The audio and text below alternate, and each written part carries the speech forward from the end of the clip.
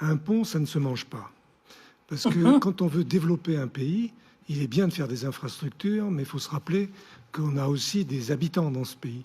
Et que ces habitants-là, le fait qu'il y ait un très joli pont, qui soit en plus à péage pour certains, ça n'arrange pas nécessairement le garbat du soir.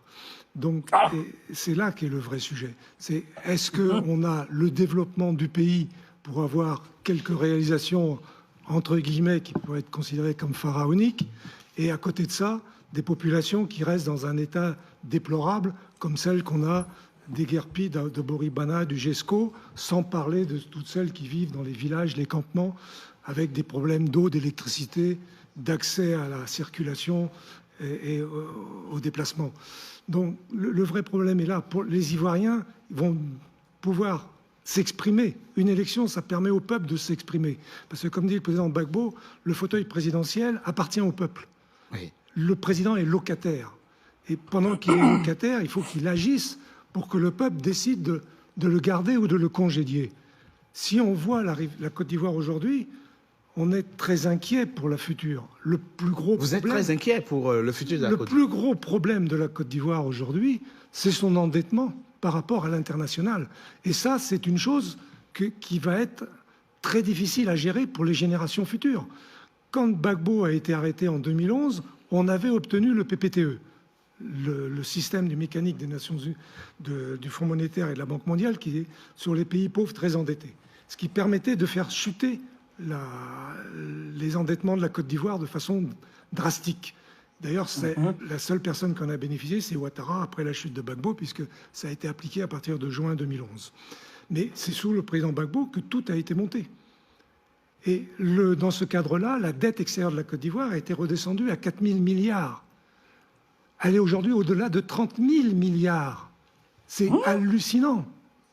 Moi, j'ai été, il y a une cinquantaine d'années, conseiller technique au ministère des Finances à Abidjan. Mon ministre s'appelait Henri Conan-Bédier. Je m'occupais de dette publique. Mais des chiffres comme ça, c'était tellement astronomique qu'on n'y aurait même pas pensé. Aujourd'hui, on est dans cette situation, et c'est ça le vrai problème. Prenez l'Argentine, prenez le Ghana, prenez le Congo, prenez d'autres... Quel Congo? Le Congo-Brazza, par exemple. Oui. Ce sont des pays qui ont été mis quasiment sous tutelle d'organismes privés internationaux, ce qu'on appelle les fonds vautours. Oui, oui, c'est vrai. Et parce que les dettes de ces pays-là ont été rachetées par les fonds vautours. Et les fonds vautours, eux, ils ne veulent pas un pourcentage de la dette, ils veulent la dette elle-même. Oui. Et ils ont pris dans certains pays comme le Congo ou l'Argentine, vous voyez l'état de l'Argentine aujourd'hui. Ouais. Ils ont hypothéqué quasiment le pays. Absolument. Et la Côte d'Ivoire est dans cette situation. Je ne vois pas très bien la comparaison.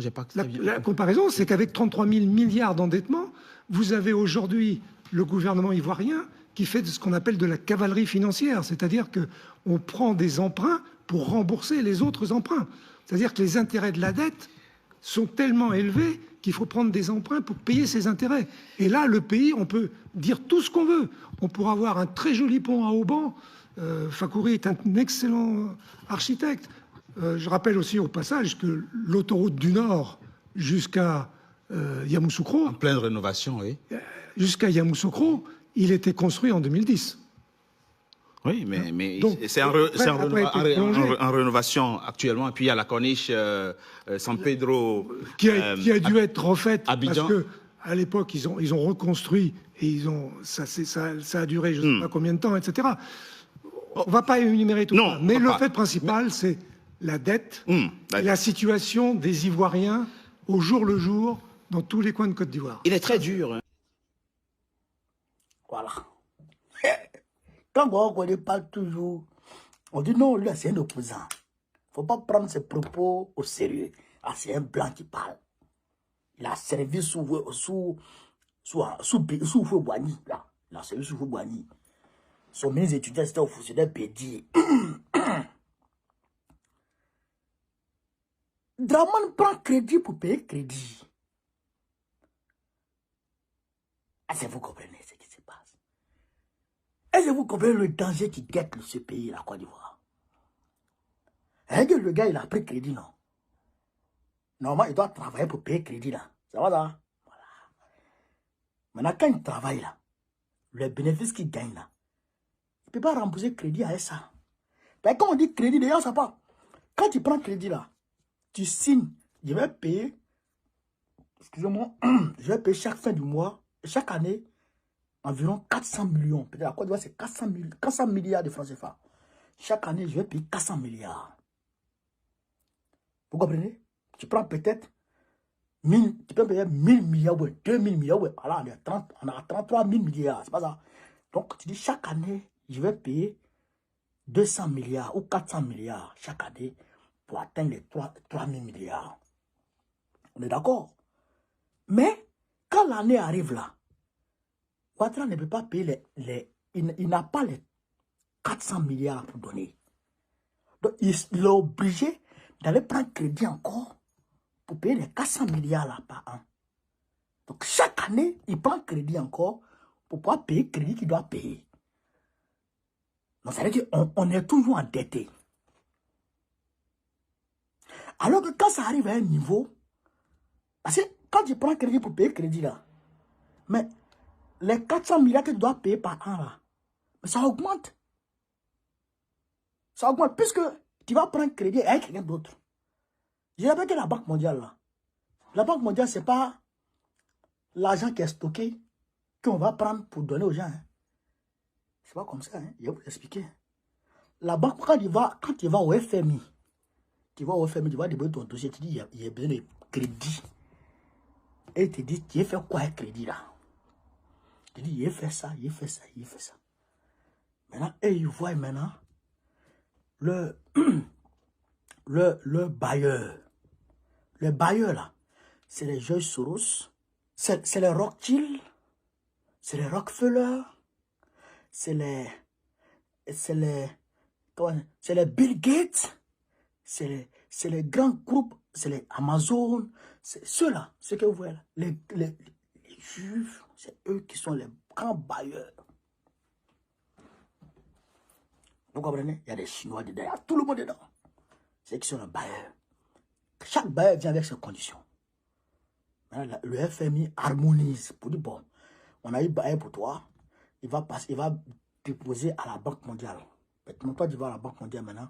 La Banque mondiale s'assure de signer, la convention. Eux, ils signent. Tu as donné combien par an? Tu dis. Eux aussi, ils signent. Maintenant, il y a une garantie encore qui est là.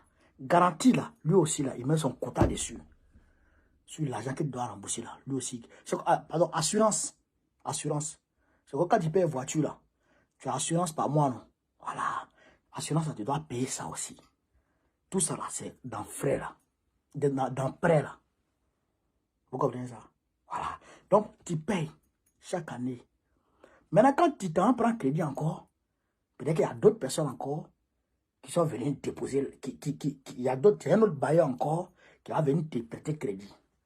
Mais toujours, c'est la Banque mondiale qui constitue, on va dire, le pont entre toi et puis tes bailleurs. Vous comprenez ça? C'est la Banque mondiale qui constitue le pont entre toi et puis tes bailleurs. C'est la Banque mondiale qui gère l'argent des bailleurs. Vous comprenez ça? Donc, le bailleur peut dire, non, moi, voilà, le pays là, la Côte d'Ivoire, c'est pas trop stable, moi, moi, je donne telle somme. Et puis, moi, mon taux d'intérêt, c'est telle somme. Par an, il doit me donner verser telle somme. Donc, chacun vient à ses conditions. Donc, quand c'est comme ça, là, quand tu payais 200 millions par an, quand tu vas prendre crédit encore, lui, là, celui qui a donné, là, lui, il veut son jeton encore, par an, là. Donc, si lui veut 100 millions, tu mets 100 millions, tu mets 300 millions. Quand tu vas encore, prendre encore, lui aussi, il met pour lui dessus encore. Donc, si c'est 300 millions, tu as 400 millions. Un peu, tu ne peux plus payer. Tu ne peux plus payer. Et donc, quand tu ne peux plus payer, tu vas voir le FMI. Le FMI vient maintenant, ils envoient les experts. C'est là maintenant, ils vont te dire, vends ça. Ou il faut privatiser ça. C'est pourquoi ils ont privatisé tout en Côte d'Ivoire. Quand Ouattara est venu en 90, là, il a privatisé tout. Tout ce qui appartenait à la Côte d'Ivoire, l'eau, l'électricité, le café, cacao, tout, il a tout privatisé. C'est la même chose qui nous guette actuellement. Donc, quand ils te disent de privatiser, quand tu as fini de privatiser, là, ils te mettent maintenant, quand ils voient que malgré tout ça, ça ne va pas, ils te mettent maintenant